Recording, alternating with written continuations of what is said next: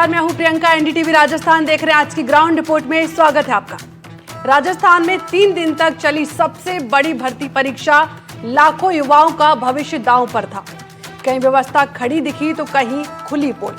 कुछ जगहों पर कैंडिडेट्स को परेशानी झेलनी पड़ी तो कहीं चोरी करते हुए परीक्षा भी पकड़ी गई है। अब सवाल यह है कि परीक्षा कितनी पारदर्शी रही और सिस्टम कितनी कसौटी पर खरा उतरा है। आइए देखते हैं इस खास रिपोर्ट।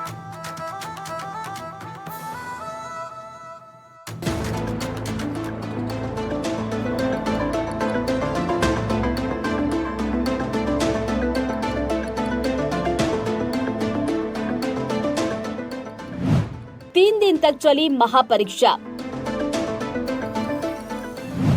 लाखों युवाओं ने दिया एग्जाम। 19, 20 और 21 सितंबर 3 दिन तक मरुधारा में चली चपरासी पद के लिए महापरीक्षा। भर्ती परीक्षा को लेकर प्रशासन ने बड़े बड़े दावे किए थे। कई जिलों में व्यवस्थाएं चुस्त दुरुस्त नजर आई, सख्त निगरानी, सीसीटीवी कैमरे और चाक चौबंद सुरक्षा। लेकिन वहीं दूसरी तरफ कई केंद्रों से लापरवाही की तस्वीरें भी सामने आई। कहीं बसों की कमी दिखाई दी, कहीं अभ्यर्थी घर जाने के लिए परेशान दिखे, तो कहीं बसों में अव्यवस्था से अभ्यर्थियों में नाराजगी नजर आई।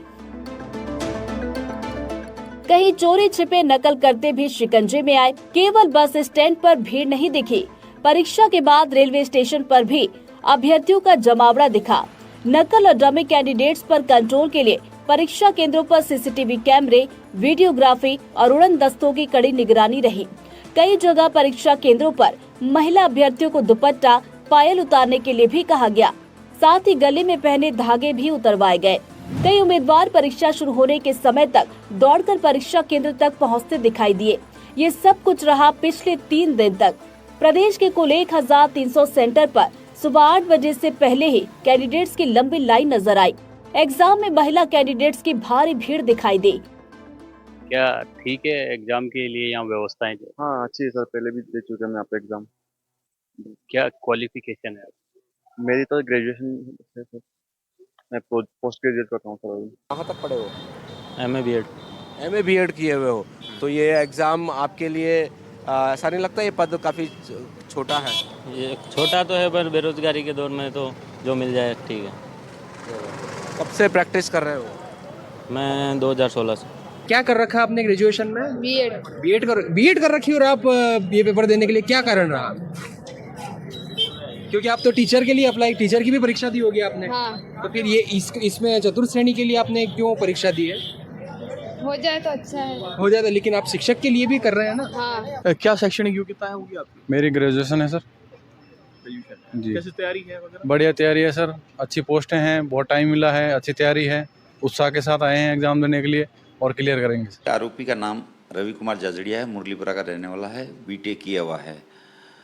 ये अपने अंडरवेयर में छुपा करके एक स्मार्ट वॉच को लाया था, जो फ्रिस्किंग से बच करके अंदर बैठ गया। उसके जैसे ही पेपर शुरू हुआ, इसकी गतिविधियाँ थोड़ी संदेहपूर्ण लगी जो ऑब्जर्वर थे उनको। तो प्रारंभिक समय में ही जैसे 10 बजे परीक्षा शुरू हुई और इस पर शक होने पर इसकी पुनः गहन तलाशी ली गई। पैंट उतरा कर देखा गया तो इसकी अंडरवेयर में एक स्मार्ट वॉच छिपी हुई मिली। वो स्मार्ट वॉच अभी तक अनुसंधान से सामने आया है कि उस स्मार्ट वॉच से वो गूगल के थ्रू उसके आंसर प्राप्त करना चाहता था, जबकि वो किसी प्रकार की आगे की गतिविधि नहीं कर पाया गया। स्टाफ की सतर्कता से ये समय से पहले ही पकड़ा गया। तो ये स्मार्ट वॉच में सिम की भी ज़रूरत होती है, क्या कोई सिम इसमें मिली है या इसका नेटवर्क कैसे कनेक्ट हुआ? क्या इसने कोई फ़ोटो अपलोड की गूगल पे? हाँ, स्मार्ट वॉच में इसकी जो खुद का मोबाइल फ़ोन है जो सिम यूज़ करता है खुद के नंबर के, वो सिम इस स्मार्ट वॉच में डली हुई थी और वो वर्किंग कंडीशन में थी, नेट से जुड़ी हुई थी। महा एग्जाम को लेकर कड़ाई इतनी थी कि गाइडलाइन के मुताबिक सभी परीक्षा केंद्र अधीक्षक के पास मात्र एक ही पैड वाला फोन रखने की अनुमति बोर्ड की तरफ से दी गई। बाकी परीक्षा से जुड़े तमाम अधिकारियों और कर्मचारियों के पास न ही एंड्रॉइड फोन न ही कीपैड फोन रखने की अनुमति दी गई। तीसरे और आखिरी दिन चुरू में महिला अभ्यर्थियों में नाराजगी दिखाई दी, जब यहां चुरू जाने वाली बस को आखिरी समय पर रतनगढ़ के लिए डाइवर्ट कर दिया गया। महिला अभ्यर्थियों ने एसडीएम कार्यालय के सामने ही बस रोकी और चुरू भेजने की मांग करने लगे। हम कल है ना बस की समय सारणी पूछ के गए थे, इन्होंने बोला कि 8:45 पे बस जाएगी। तो फिर हम बस में चढ़े तो इनको पहले ही पूछा हमने कंडक्टर साहब को कि कहाँ जाएगी, बोले चूरू जाएगी। सारी सवारी 40-50 सवारी वहाँ पे बैठ गई। फिर ये आने के बाद बस में बोलते हैं कि ना, कंडक्टर साहब बोलते हैं कि ना ये बस है ना रतनगढ़ जाएगी। तो हमने बोला कि बोर्ड तो चूरू का लगा हुआ था, समय सारणी में भी 8:45 का टाइम दिया हुआ है, तो ये चूरू क्यों नहीं जा रही, रतनगढ़ क्यों जा रही? तो बोले कि ना आप यहाँ से रतनगढ़ चले जाओ, रतनगढ़ से ना चूरू की बसें मिल जाएगी। तो मैंने कहा जब ये बस दिल्ली ही, यहाँ के लोग भी, स्थानीय लोग भी बोल रहे हैं कि ये बस है ना दिल्ली जाती है। फिर इन्होंने बोर्ड में कितने अभ्यर्थी थे और कहाँ के थे?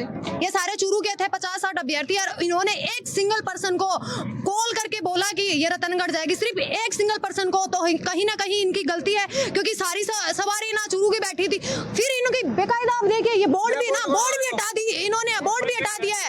कल हम लोग आके यहाँ पे रोडवेज बस स्टैंड आके गए थे और शेड्यूल देखा था, यहाँ पे 8:45 के जो टाइम दिया हुआ था बकायदा, लेकिन जब हम जाते हैं वहाँ पे बस में चढ़ते हैं तो वहाँ पे ये बोलते हैं कि रतनगढ़ जा रही है बस। और जो स्थानीय लोग है वो भी यही बोल रहे हैं कि ये इस बस का दिल्ली रूट जयपुर गई है। तो हम लोगों से झूठ बोला गया है। अरे अब हम लोग लेट हो जाते हैं। भैया क्या कहीं कहाँ बस जानी थी क्या?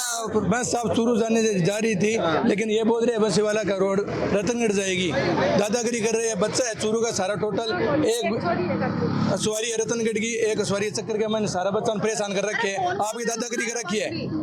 फोन करके दूसरी का बस टाइम दे रहा है। ये बस है जो कि आधे घंटे से यहाँ पर खड़ी है, पुलिस भी मौके पहुंची है और समझाइश वो कर रही है, लेकिन कहीं ना कहीं अभ्यर्थियों का दर्द है जो कि यहाँ पर जुबान पर आ रहा है, क्योंकि अभ्यर्थियों को चूरू जाना है, जिनका पेपर है, और सैकड़ों अभ्यर्थी इस बस में सवार होकर चूरू जाने वाले थे, लेकिन रास्ते में इस बस को कहा जाता है कि ये बस है रतनगढ़ जाएगी। इससे अभ्यर्थी परेशान हो रहे हैं और यहाँ पर नीचे उतर के इस बस को यहाँ पर रोक लिया है।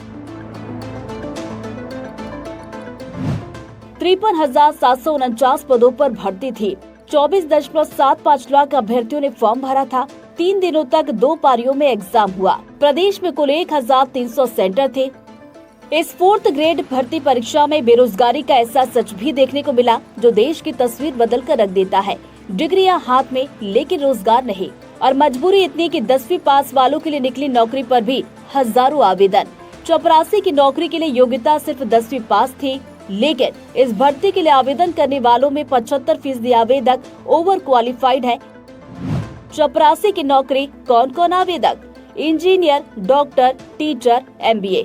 75% ऐसे अभ्यर्थी हैं जो कि 10th से ज़्यादा क्वालिफाइड हैं, यानी कि उन्होंने सीनियर सेकेंडरी किया है, ग्रेजुएशन किया है, आयुर्वेद ऑफिसर का कोर्स किया है, BAMS किया है।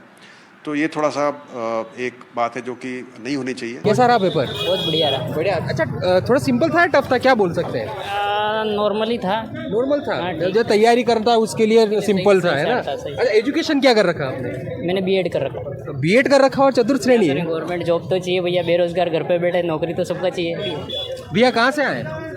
मैं यहीं से, उदयपुर से। यहीं से जी, यहीं से। अच्छा, कैसा रहा पेपर? ठीक था। ठीक था। एजुकेशन क्या है? एजुकेशन में BSc कर रखी है आपने? हाँ। BSc और फिर चतुर्थ श्रेणी है। वो देना है, सब दे रहे हैं। टफ था मान सकते हैं या फिर थोड़ा? मतलब इतना टफ भी नहीं था, मतलब हिसाब से प्रिपरेशन के हिसाब से ठीक था। ठीक था। क्या आपने एजुकेशन क्या कर रखा है?